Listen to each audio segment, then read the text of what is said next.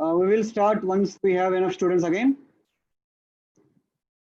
I think we are already 30 students less, so we'll start when they all join.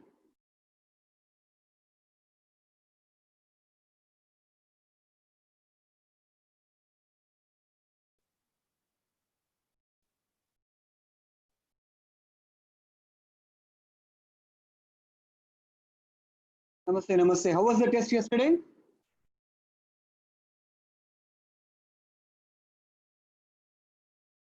The test was difficult. I saw some really good scores actually.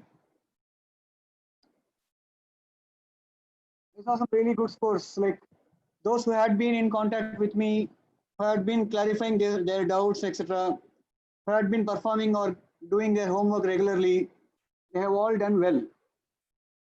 Okay, I saw the score sheet. I saw the marks of most students, and many of those who got higher than others actually were those who were interacting well. The questions were good, no?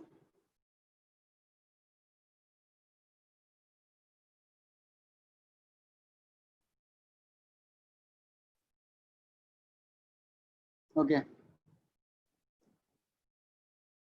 There were not many questions on derivatives, Balmurugan. There were two or three questions, I think, in derivatives. Otherwise, yeah.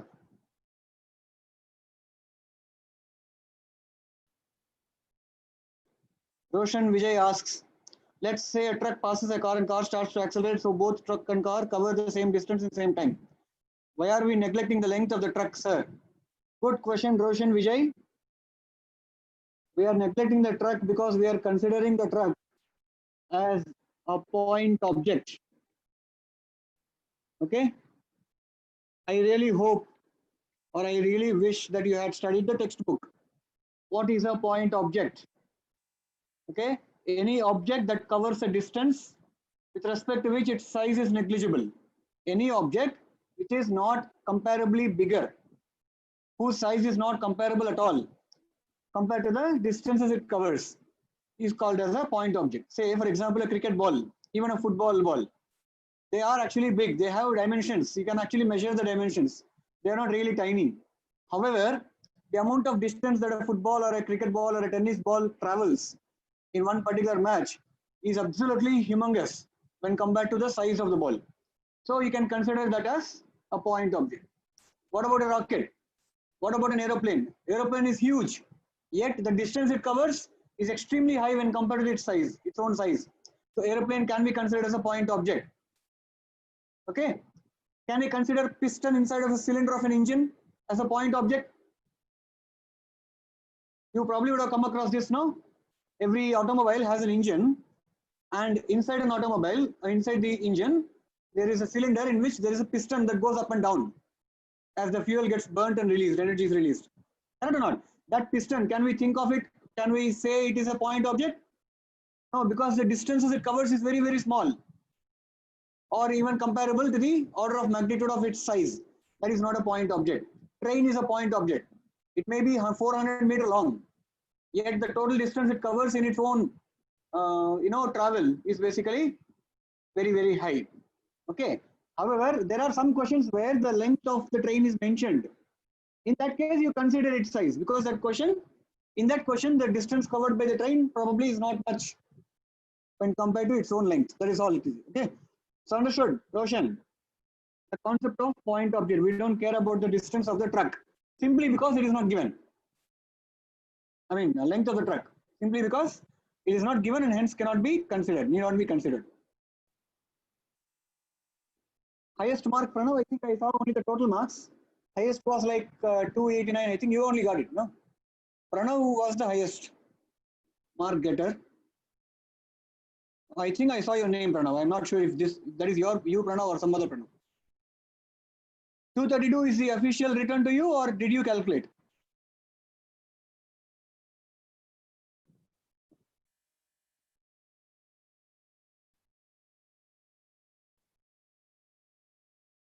Anyway, I'll ask the office people to post the mark list on Learnity, or maybe at least send your own marks to you. So you can check your marks there. Okay. Yeah. So anyone who has doubt, please ask on Google Classroom under one of those threads. There is a doubt thread. You can ask doubts there, or maybe you can send WhatsApp. Whoever already has my number, you can continue doing that. Okay. So we'll stop now. We will continue with two-dimensional motion. I'm going back to classroom. I mean the board. Okay. There are still 25 participants to join. I hope they join. I hope they join soon. Let us see. All right, so this was the board that we had used last time. Motion in 2 dimensions. I'll do a very small or quick recap. Motion in 2 dimensions, where we started with something called a projectile motion. A projectile is anything that is thrown. Projection is the throw. Speed of projection is the speed with which you throw it. Angle of projection is the angle above the horizontal that you throw it with. Okay. Suppose you throw an object with a speed u, making an angle theta above the horizontal. That horizontal is called level of projection. The projectile will probably cover a path like this. Okay. As it covers that path, let us say in a time interval t, it reaches a point called C as shown. At C, let us say its velocity is v, making an angle alpha with the horizontal. Let us say its horizontal component is vx, unknown. Vy is a vertical component, which is also unknown. Obviously, the initial velocity can be resolved into horizontal component u cos theta and vertical component u sin theta. The displacement acquired by the particle as it reaches C, let us say, is S, which is again resolved into two components, the horizontal being X, the vertical being Y. Both are unknowns. So until now, U and theta and acceleration due to gravity, of course, are all given. Time is something that we are considering. Vx, Vy, X, Y, S, V, alpha, these are all unknowns here. Okay. So, this beta also is unknown. So these unknowns can be calculated using the equations of motion. We know that v bar equal to u bar plus a bar into t. For that I have to write u bar as a vector, a bar also as a vector. So we write, okay, u bar equal to u cos theta I cap plus u sin theta j cap. A bar is equal to minus g j cap. Okay. Also v bar can be written as vx I cap plus vy j cap. S bar can be written as xi cap plus yj cap. Using all that, we did some derivations. We were able to get a formula for alpha. We were able to get some expressions for Vx and Vy. Using that, we also got a formula for V, speed of the object at that moment. We used this equation, second equation of motion. We got the expressions for xy, and hence we got the expression for s, and hence we calculated beta. So there we have our 8 unknowns calculated. That's done. Using the relation between x and y, the path of the projectile can be understood. Okay, so for that I have to remove the additional parameter that is present in both the expressions, time parameter. Using this equation, I basically isolated the expression for t. I substituted that in the expression for y, and from there I got this expression, this equation. Y is equal to tan theta into x minus g by 2u square cos square theta into x square, which is clearly a quadratic expression in x. Y is a quadratic expression in x. This gives you trajectory of the projectile. Okay, and this is the quadratic expression. Looking at the coefficient of x square term will determine whether the parabola opens up or opens down.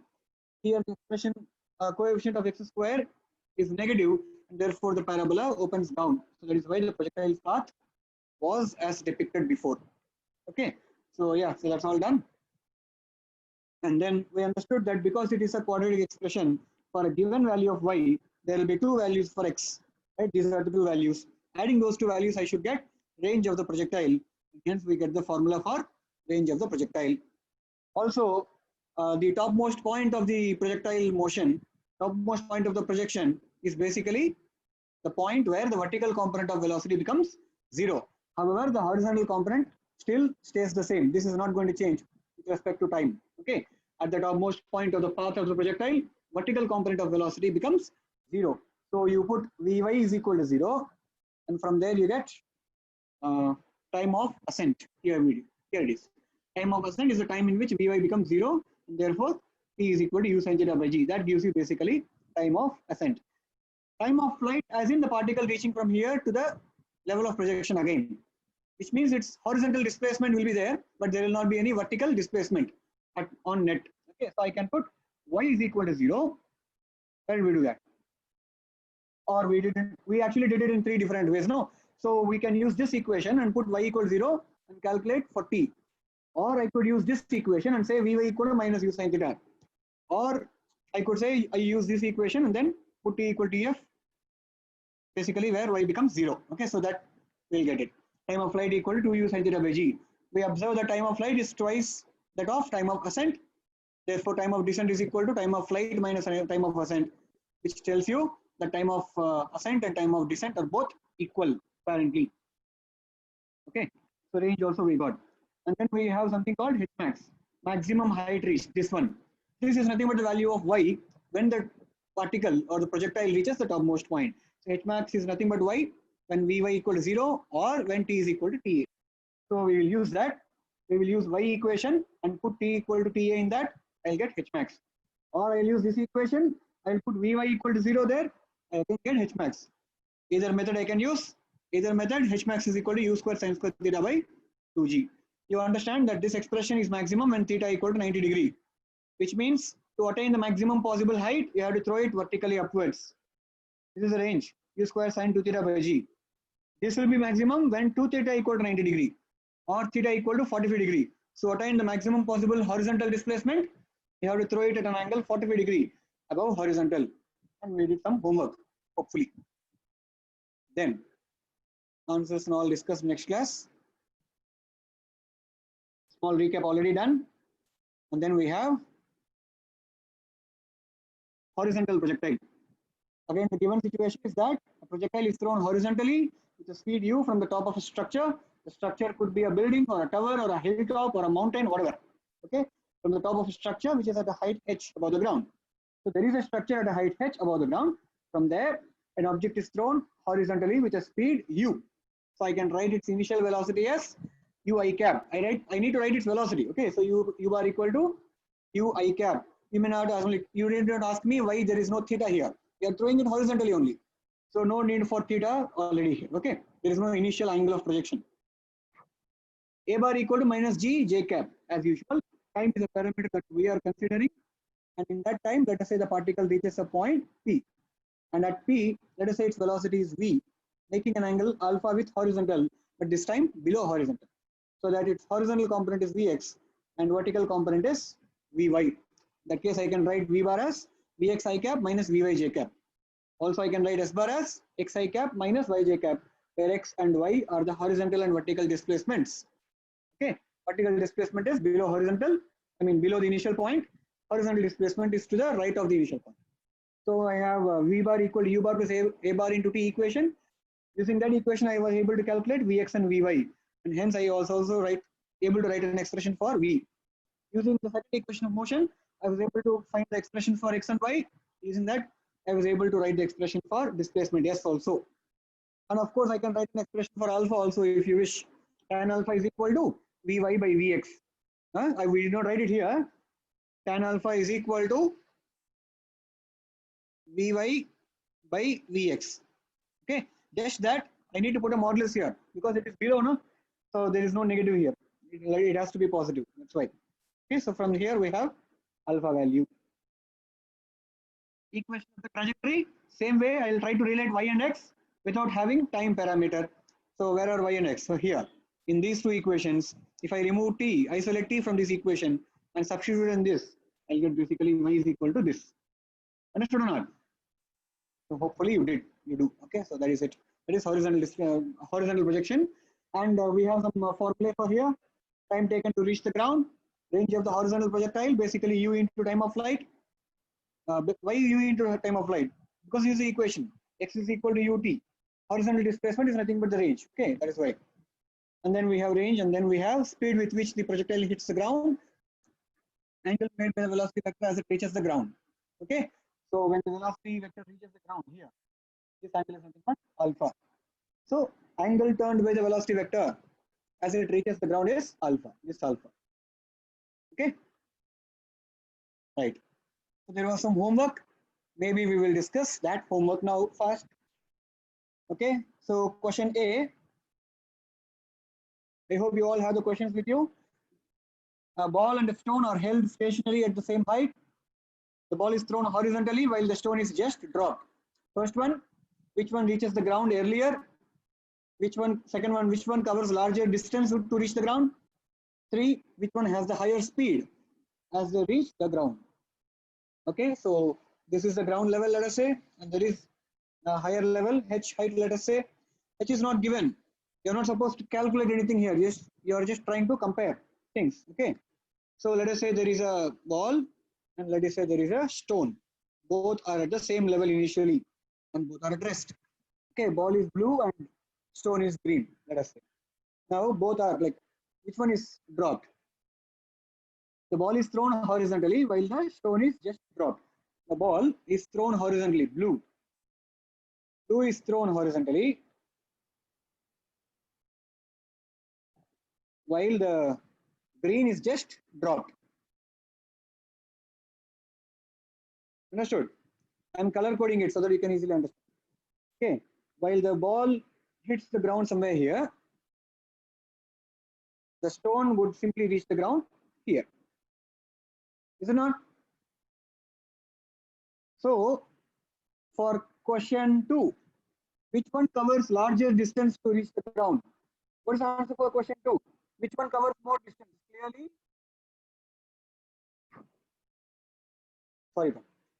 clearly, stone. Sorry, ball which is thrown horizontally covers more distance because it is not only having a vertical displacement, vertical motion, it also has a horizontal motion. So it has to perform. I have to write distance. That would be more appropriate. Displacement is also right, but the question is for distance, so I'll write that. The ball covers more distance. Okay. And what is the first question?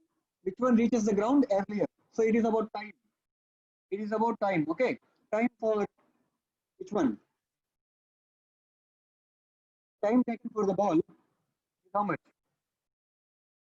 The ball is thrown horizontally for a horizontally projected object. What is the time taken to reach the ground?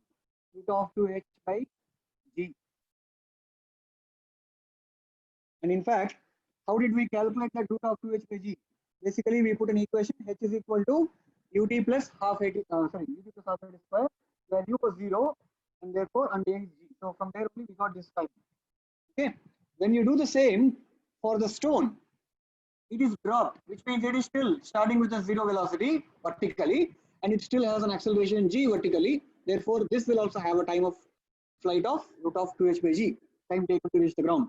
In fact, both the stone and the ball would reach the ground at the same time, exact same time.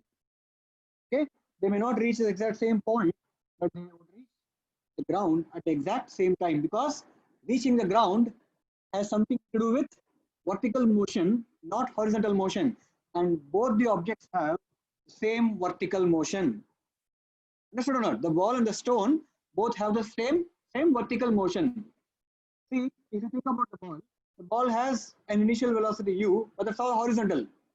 The vertical component of initial velocity of the ball is 0 only, and vertical acceleration is g downwards. Similarly, vertical velocity initially is 0. Acceleration vertically is also g downwards. So both of them are performing same vertical motion. So both of them will take same time to reach the ground. Which one has the higher speed as they reach the ground? Which one will have higher speed as they reach the ground? For the ball, if you remember, the speed with which it reaches the ground is root of vx square plus vy square, which is equal to root of u square plus 2gh. We already did this. You can find it in a couple of slides back. See this one. Okay, but for the stone does not have any no vx. Stone only has vy, which means it will only have 2gh under root, of course. Understood or not? So which one is more? Clearly, the ball reaches with a bigger speed than the stone. Got it? The first question answered. Question A, done. Next. Question B. An aeroplane traveling at a speed 100 meters per second horizontally drops a package while at an altitude 180 meters. In what time does the package reach the ground? What will be the distance between the aeroplane and the package at the instant when the package reaches the ground? So here we have two things to talk about. So there is an aeroplane. I'm casually drawing it like that. Okay, let me not draw it. This is the aeroplane. Let me call that A. And this is the package. Let me call that P. Aeroplane already has an initial velocity. How much? U is equal to, the aeroplane was traveling. What speed? 100 meters per second. So U is equal to 100 meters per second was the velocity of the aeroplane. And apparently it is traveling uniformly because aeroplane, the acceleration of the airplane is not given, which probably means airplane was performing uniform motion only. It is moving at a constant speed in that direction. Now, when the aeroplane drops the package, I told you already, drop means what? Initial speed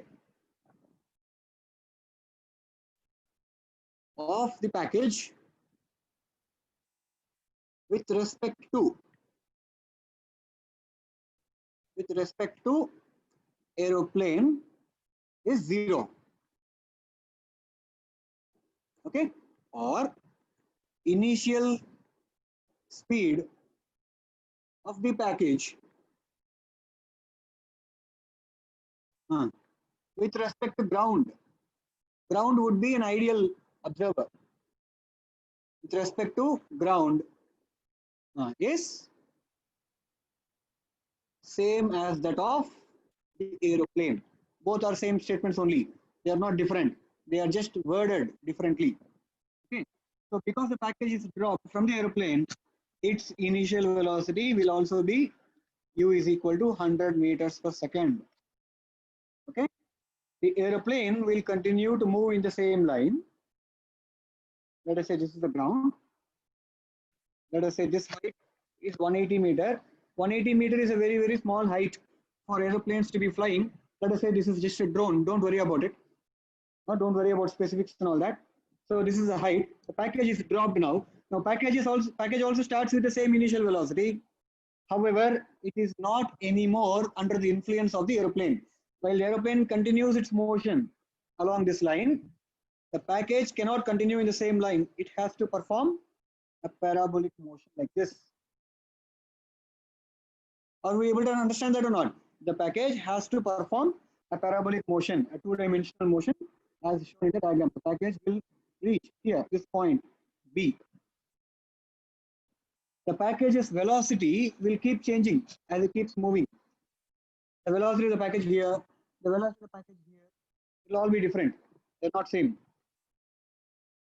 Because it is under the influence of gravity. The gravity's acceleration keeps changing the velocity.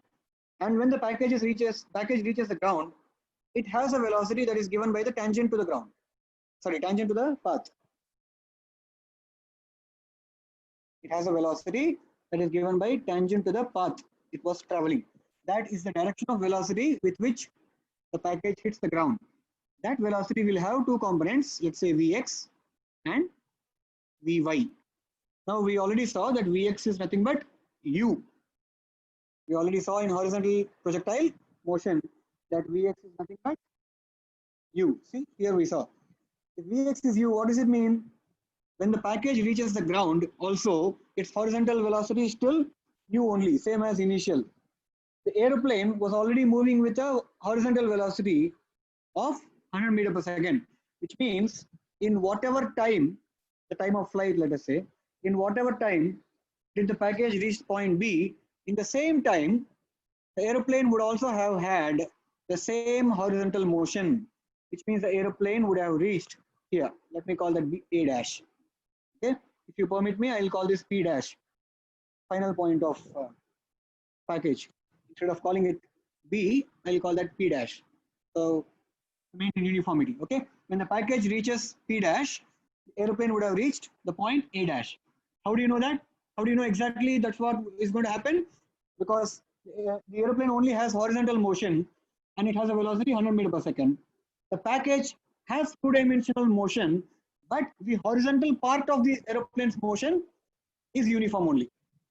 Horizontal part of its motion is uniform, okay, with a velocity of 100 meters per second. Therefore, both aeroplane and package will perform same horizontal motions, which means They will always be above or below each other. Get it? Aeroplane will always be above package.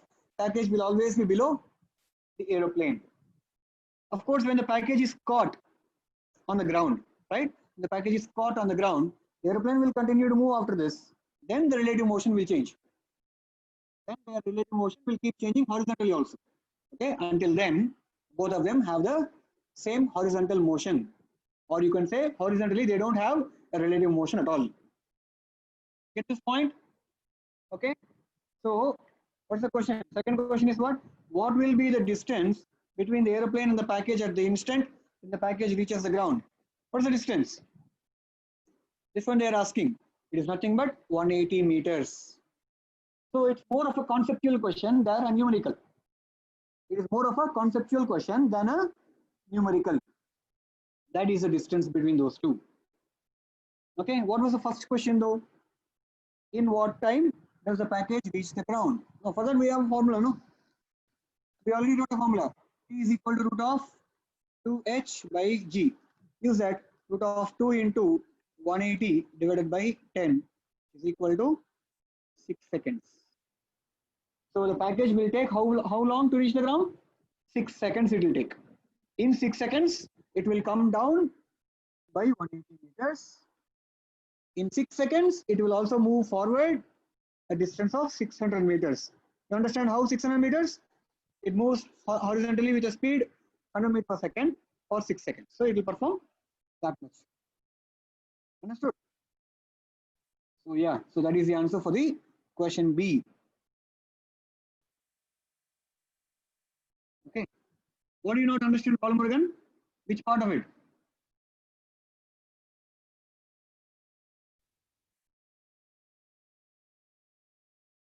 Time taken by the package to reach the ground is nothing but t is equal to root of 2h by g. So we have root of 2h by g. Substitute 180 for h, g 10 for g, and you'll get t equal to 6 seconds. Why is the pack considered in horizontal motion, sir? Because it performs horizontal motion. The package does not start with zero speed. The package was already moving along with the plane. The package was already moving along with the plane. Yes, it will be in free fall. What is free fall? See, there is a very, very common misunderstanding about free fall. Please, all of you, show attention here. What is free fall? Free fall means A is equal to G. That's all. Free fall means A is equal to G. Understood or not? Don't try to look at fall and get confused. If an object starts with zero speed and falls down under the influence of gravity alone, yes, it is in free fall, but that is not the only case of free fall. Remember, I will write it maybe in capital letters all the way.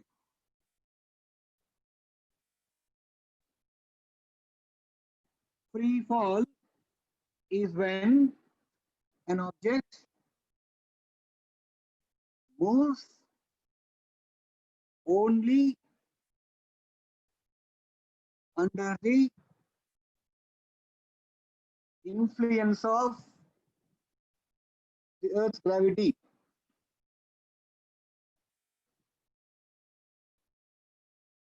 If an object is moving only under the influence of Earth's gravity,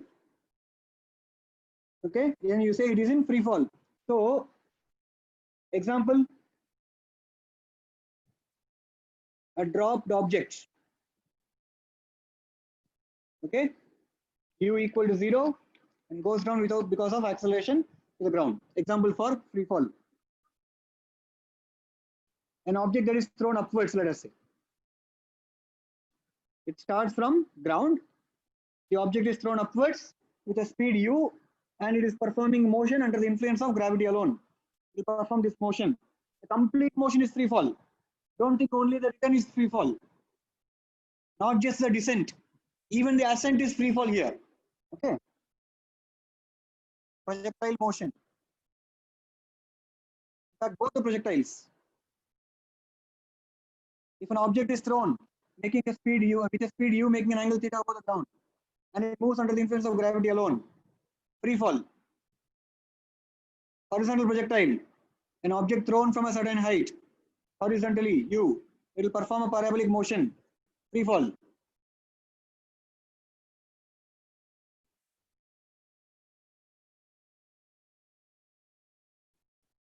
Okay. No problem. This is important actually. See, there is this misconception with a lot of people. That's why I'm telling you. I'll tell you. In fact, even the satellite's motion is also free fall. Okay. If this is the Earth and this is an orbit, and here a satellite is performing its revolution, usual revolution. Okay. Which force is making that satellite move? Only gravity. This is the only force that is making the satellite perform that motion. That is also an example of free fall. Even if an object dropped on Jupiter, it is not called as free fall. Right? I'm saying Earth's gravity just for the case. If you are studying the motion of any object under Jupiter's gravity, yes, it is free fall for Jupiter. No, don't worry about that. Acceleration does not matter. See, if an object is in free fall, I don't mean to say that its acceleration must be this g.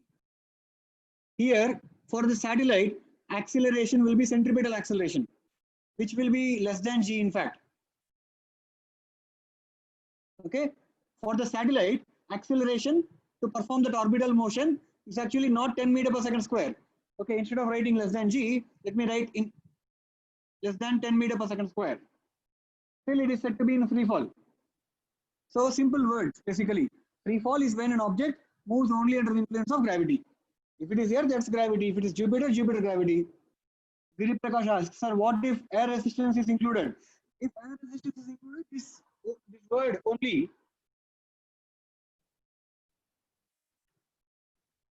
This is an important word, Giri Prakash.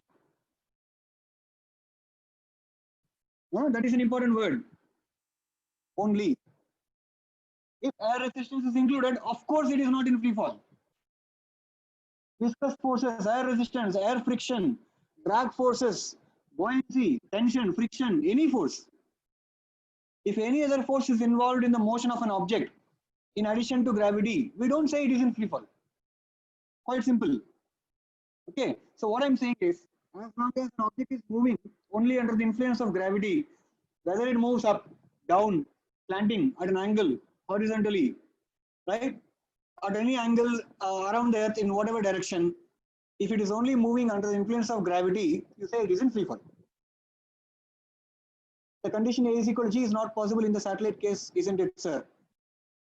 If you see A equal to G as in, if A is equal to 10, A is equal to 10 probably is not possible.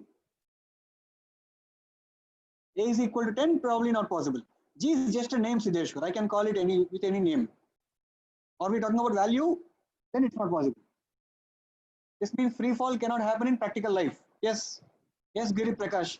It is very difficult. It is not impossible. Giri Prakash, it is not impossible. It is just impractical.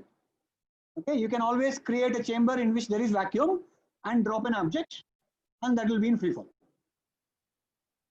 Of course, ideal case. In most of the physics, 11th and 12th combined, most of the situations you will be dealing with ideal cases. See, I'm telling you, train is a point object. Understand that. Ashwin, is it necessary for us to learn integration? Yes, to make a living, you have to do. You have to learn integration. Why are we not considering the initial speed of the package with respect to airplane? Because it's zero. Roshan, initial speed of the package with respect to airplane is zero.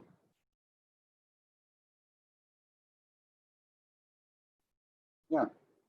Anjay, yes.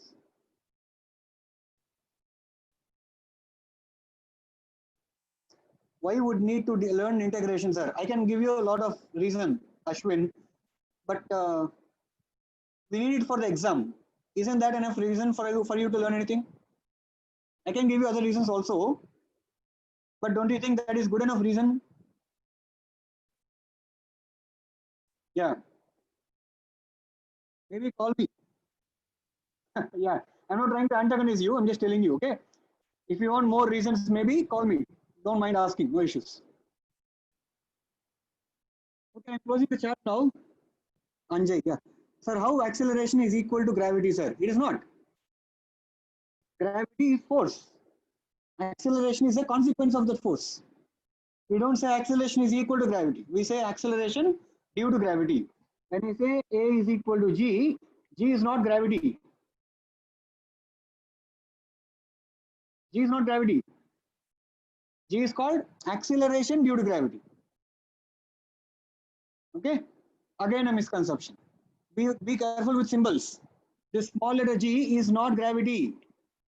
Small letter G is acceleration due to gravity.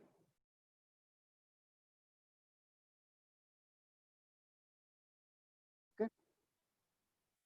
Someone is asking me to show questions. Sorry, Siddharth, you can go to this Jamboard, go to Google Classroom. I have shared you the Jamboard. Go and open the Jamboard parallelly. You will understand. You will see the board separately. On a new tab, you see it. Okay. What is this Sunday portion? I have not yet decided. I'll tell you tomorrow. I'll tell you tomorrow. Giri Prakash. Okay. There'll be vectors. There'll be motion in one dimension. At least 5 or 6 questions will be there. Let us see if we can have motion in 2 dimensions also. I think we can have. Kavya.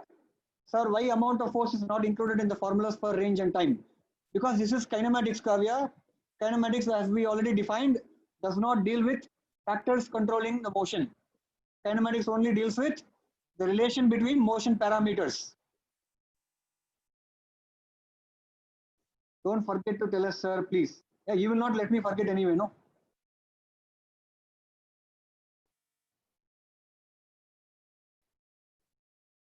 Okay. Isn't the amount of force used change the range and time of flight, even when theta and acceleration is the same? What force is used, Kavya? What do you mean? I did not understand that question. Do you mean the force that is used to throw?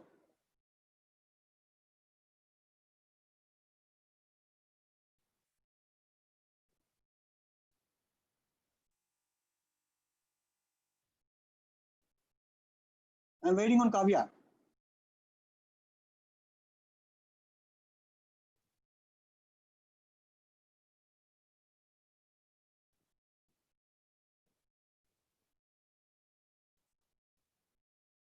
Sir, in which direction the satellite rotates?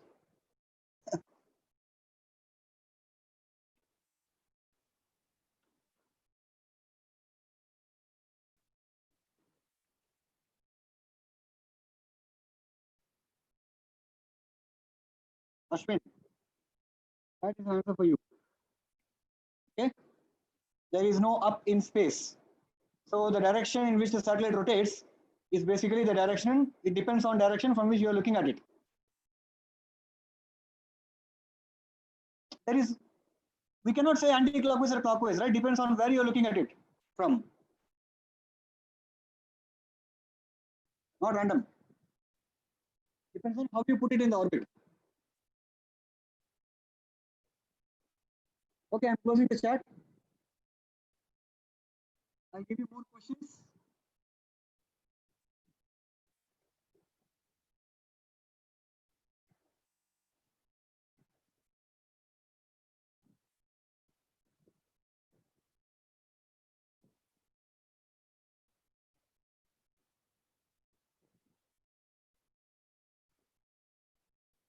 A projectile is thrown.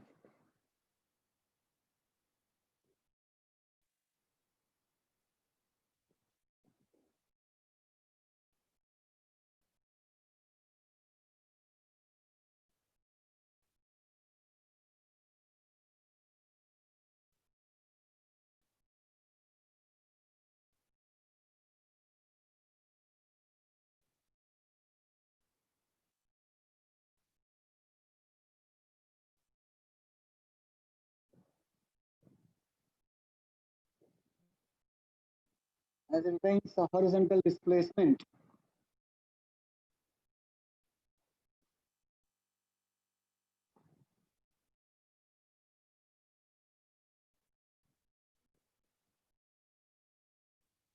As it attains a horizontal displacement of 5 meters. how high it is above the ground.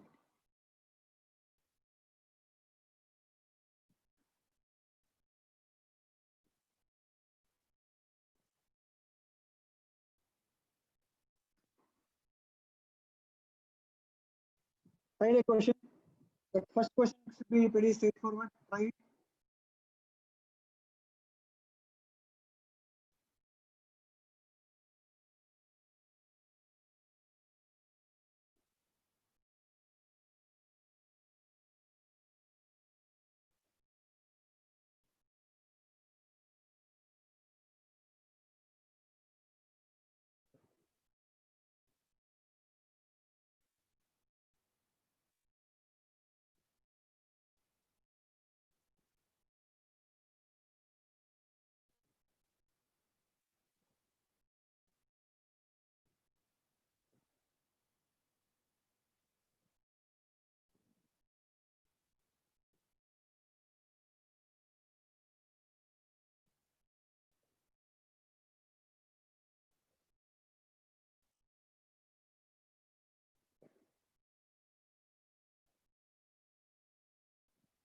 A stone is thrown from the top of a tower, 160-meter high,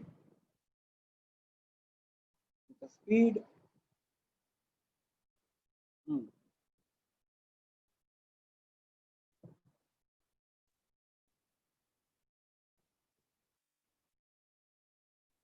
How much should be the speed? Can have it as 20 foot, 20 foot,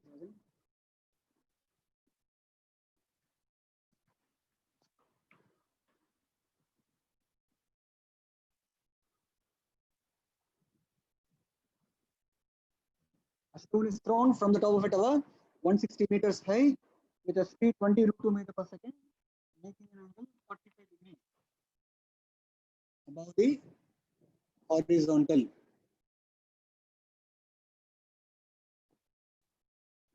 Find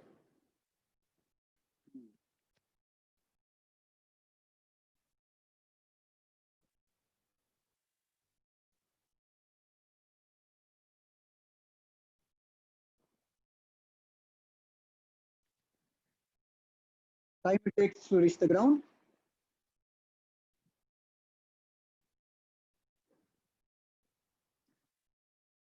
speed with which it hits the ground,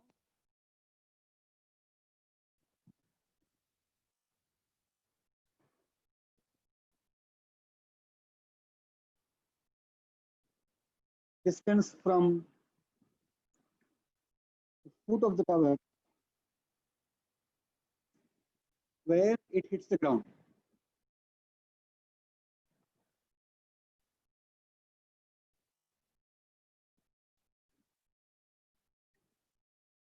We'll also find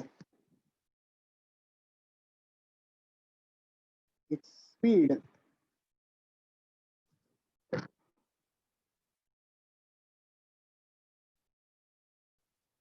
as it returns to the level of projection.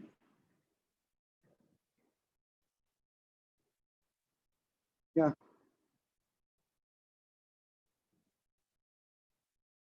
My voice is breaking. No, it's not actually breaking. I'm talking very slowly. I've been giving a lot of pauses. So, yeah, don't worry. Do the last question, please. What was the last question? Oh, there was another question. Sorry, Vijay Ravish. A projectile thrown at an angle al theta above the ground at a speed u reaches the topmost point in time t, is caught and then thrown horizontally. Yeah, I'll do that. Others, please do this.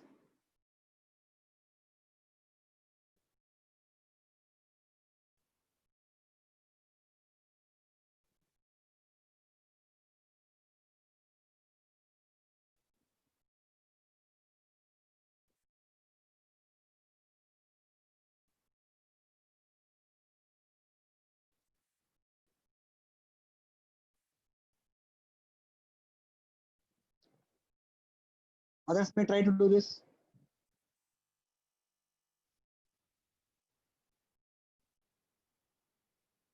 Last homework question, 10 root 3 minus 10.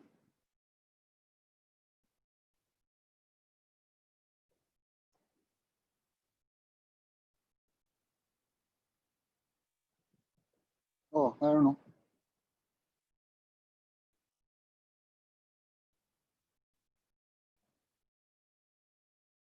So we'll discuss this now. First question.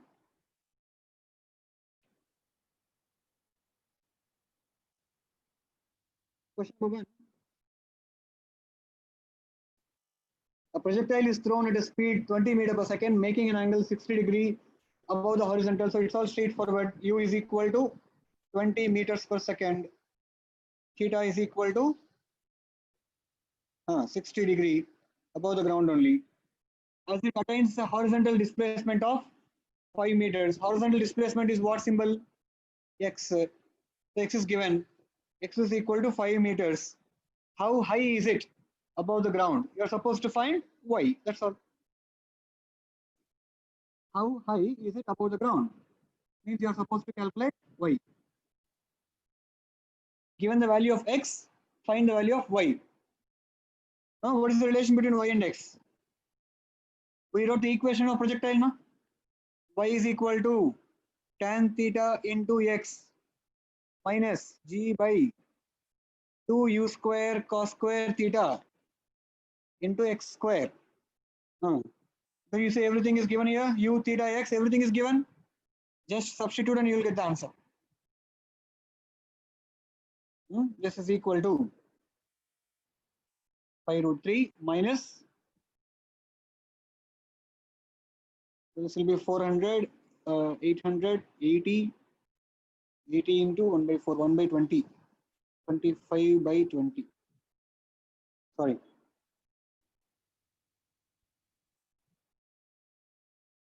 Okay, so this should be the answer. 5 root 3 minus 5 by 4 meters.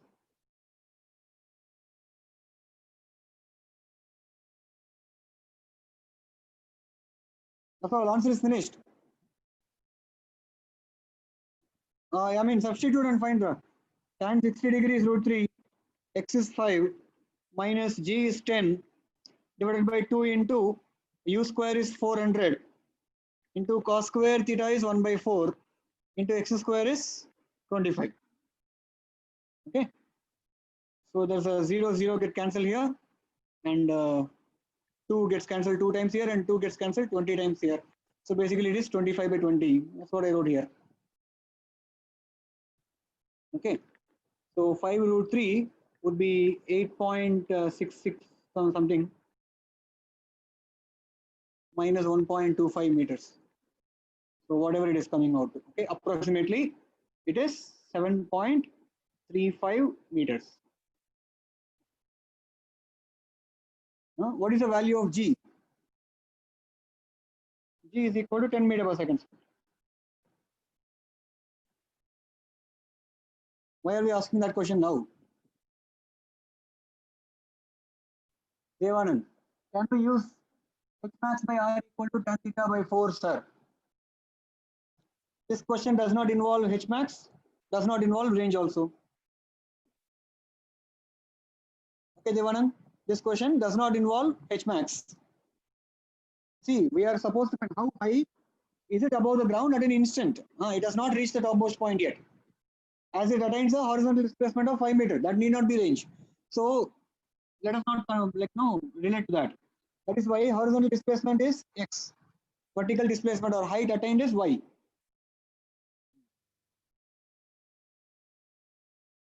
That is why I talk in symbols. When you write remember formulae, you have to understand what each term of the formula represents. Okay.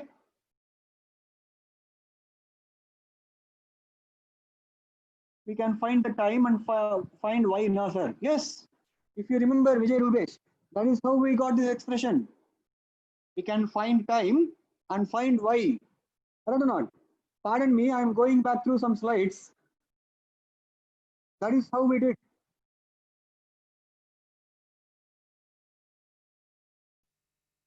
Okay, that is that. Look at here. We found time We substituted that in y, and that's how we got this expression. Very good, Narayan.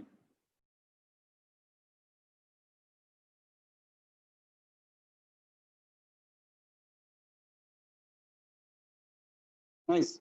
Okay, so we'll move on to the second question. Second is more tricky, not difficult. Second question is more tricky. We'll read the question. A stone is thrown from the top of a tower 160 meter high with a speed of 20 root 2 meter per second, making an angle 45 degree above the horizontal. Find a lot of things. Yeah. Okay. So I'll draw the situation first. This is the ground. This is the tower. The tower is 160 meter high. From the tower, if you consider the horizontal level there,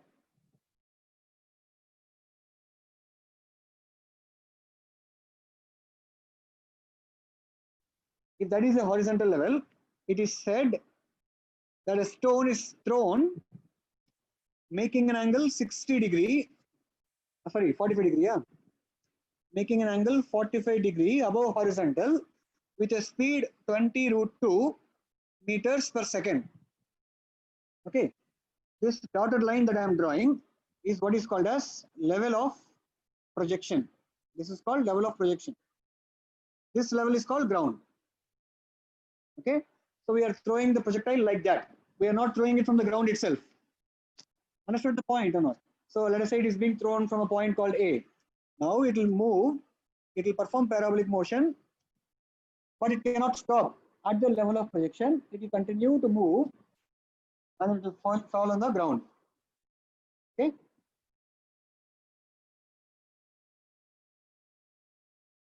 Are we able to understand this diagram?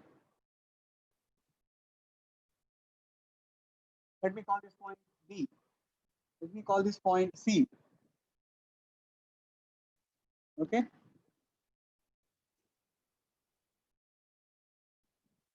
Understood the diagram or not?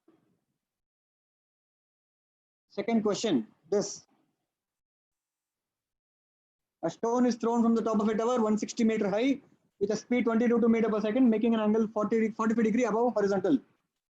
Okay, that is all. Now that's done. From the top of a tower 160 meter high, a stone is thrown, making an angle 45 degree above the horizontal at an angle with a speed 20 root 2 meter per second. So what are we supposed to do? We'll do the same thing again. We'll write vectors. Okay, given. What are given? Given u bar equal to etc. All those things we have to write. U bar equal to, what are the components? 20 has two components. 20 root 2 has two components. This component here, horizontal and vertical. Horizontal component is called ux. Vertical component is called uy. Ux equal to 20 root 2 cos 45 degree. Uy is equal to 20 root 2 into sine 45 degree. Cos 45 degree is nothing but 1 by root 2. So that and root 2 get cancelled. Sine 45 degree is also 1 by root 2. So that and this root 2 get cancelled. So u bar is nothing but 20 I cap plus 20 j cap meters per second. Okay, u bar equal to 20 I cap, usual convention bar. This is I cap and this is j cap. So 20 I cap plus 20 j cap meters per second is the initial velocity vector. Also, acceleration a bar is given by minus 10 j cap meters per second square. Okay. So what are we supposed to calculate and how are we going to do? What is the first question here? The time it takes to reach the ground. We are supposed to calculate the time for it to reach the ground. See, we already saw from the expressions that we wrote before, we know Vx is equal to 20 into T I cap. No, sorry, 20 I cap only. Vx equal to U cos theta only, right? This component is nothing but U Vx. Vx is equal to Ux. No, that's it.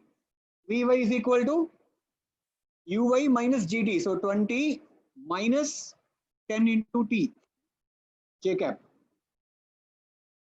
This I am writing from already written equations of motion only. Vx is equal to u cos theta. This is u cos theta. Vy is equal to u sin theta minus gt. This is that. What is x? X is equal to u cos theta into t I cap. Y is equal to u sin theta into t minus half g t square. I am writing it fast. I am skipping steps. Hope you are able to follow. This is nothing but u cos theta. This is nothing but u sin theta minus gt. This is nothing but u cos theta into t. This is nothing but u sin theta into t minus half gt square. I just substituted everything and I wrote it. Okay. What is the first question to calculate? Find time. So t is equal to what? Find time in which it reaches the ground. It needs to reach the ground. From A to B, it needs to reach the ground. It has to start from A and it has to reach the point B. From A to B, what do we know? What motion parameters value do we know?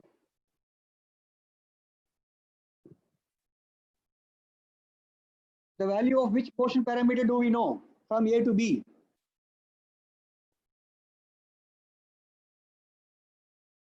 From A to B, do we know Vx? Yes, we know Vx, 20. That's already written. Do we know Vy? Not yet. Do we know X? Horizontal range? We don't know. Do we know Y? Yes, we know.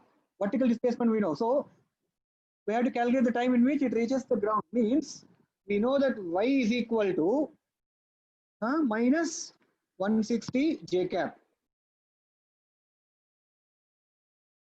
As the projectile reaches the point B from A, we know that Y is equal to, or Y bar equal to, minus 160 j cap meters. Using that, I'll try to calculate Y. I have the expression for Y here. I'll bring it here. 20t minus 5t square is equal to minus 160. Okay, rearrange. 5 gets cancelled 4 times here and 32 times here. So rearranging, I get t square minus 4t minus 32 is equal to 0. This gives you t is equal to either minus 4 seconds or plus 8 seconds. So answer would be plus 8.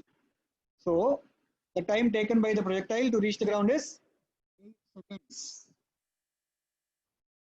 Understood this? In time t, we know the expression for vertical displacement it has. And when the projectile reaches the ground, the vertical displacement is nothing but 160 meter. So I'm just equating those two. From there, I got time t as 8 seconds. What was the second question? Speed with which it hits the ground. I need to find speed, which means I have to calculate v. For calculating v, I need to calculate these two. V is nothing but root of vx square plus vy square. So I have to calculate them separately. Now vx is equal to 20 meter per second. I cap only know, so I can find magnitude 20 meter per second. What is vy? Vy is equal to 20 minus 10 into what is t? We just calculated t, 10 into 8, which is equal to minus 60 j cap meters per second. Vy bar. Vy is equal to magnitude of that. I don't mind this minus now. I'll simply say 60 meters per second. So I have Vx, I have Vy. Therefore, V is equal to root of 20 square plus 60 square, which is equal to 20 into root 10 meters per second. This is the speed with which it hits the ground. That is the speed with which it hits the ground.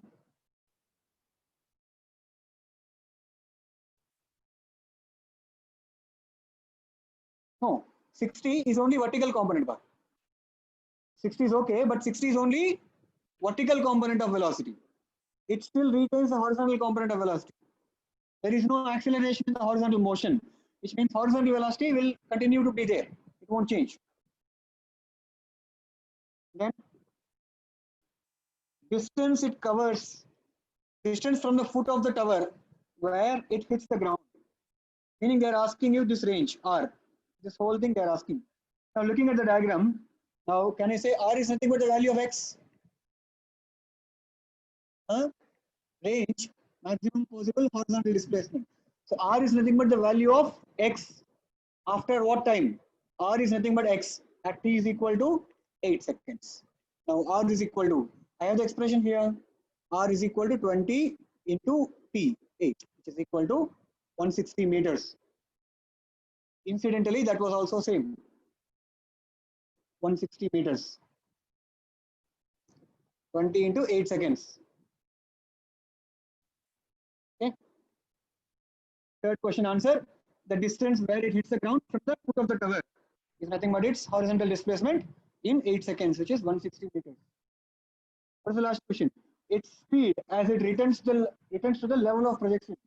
Now we are supposed to find V, but where? We are supposed to find V at what point? At C, not D. Okay. Find its speed as it reaches or returns to the level of projection, meaning here at this point. What will be its speed when it reaches there? So what do? Vx is still 20 I cap. But what is Vy? Vy is nothing but 20 minus 10t into j cap V bar equal to Vy bar equal to 20 minus 10t into j cap, where t is equal to 2u sin theta by g. Remember that formula? Time taken to return to the level of projection, time of flight. Okay, this may not be the time of flight for the whole motion. Flight is from A to B, but I am worried about A to C motion only here for the fourth question. T is equal to u sin theta by g. So T is equal to 2 into u sin theta is 20 divided by g is 10, which is equal to 4 seconds. I'll put T equal to 4. Vy is equal to 20 minus 10 into 4, modulus of that, because I am only worried about magnitude. So Vy is equal to 20 meters per second. So I got Vx, I got Vy. Then I should be able to find V. V is equal to root of 20 square plus 20 square, which is equal to 20 root 2 meters per second. V is equal to 20 root 2 meter per second. So speed with which it returns to the level of projection is 20 root 2 meters per second.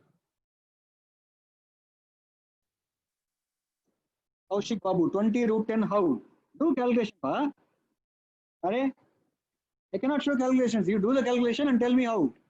This is 400. This is 3600. If you add them, you get 4000. Root of 4000 is root of 400 into 10. Root of 400 is 20. 20 root 10. Explain range, sir. Range is nothing but horizontal displacement in the total time of flight. Horizontal displacement is x. Total time of flight is 8 seconds. So x is equal to what? In 8 seconds is what is called range. Atish. Vijay Rupesh. Sir, can we directly say Vy equal minus Uy when it reaches same level of projection? Yes, we can say that. If you do more problems, even I don't have to say that. You will say it directly by yourself. Sir, initial speed u equal 20 root 2, already in formula you put u equal 20.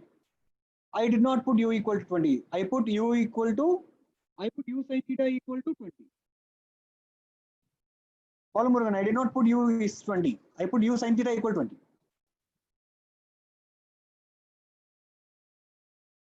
Okay, so we'll wind up the class now. Tomorrow we will see more numericals or maybe projection on inclined planes or in relative motion. I think we might be doing relative motion tomorrow. So we'll see you. Meanwhile, you please try to solve some questions from the NCERT textbook first. Take up the second chapter. There are some vectors questions. Answer them. There are some, two-dimensional motion questions. Try to answer them also. Okay. I'll take a picture of the NCERT textbook exercise page, and I'll ask them to post it on Learnity website. That will be your homework for today. Okay. Solution of rest. Solution of test. Hey, Giri Prakash. When you write the test itself, you would have gotten solutions for all questions now. Other students are showing me the solutions from the app. Please check it out. Go to the app, check for your performance report. Okay, there will be the solution set. Raghavendra, sir, but u into sin theta is 20 root 2. No, u is 20 root 2. See, u into sin theta is 20 overall. Today's class was really interesting. Yeah, it will keep on. Sin theta got vanished in the phone screen, sir. Sorry. Okay, no problem. Only see you guys. Bye. I am ending the meeting for all.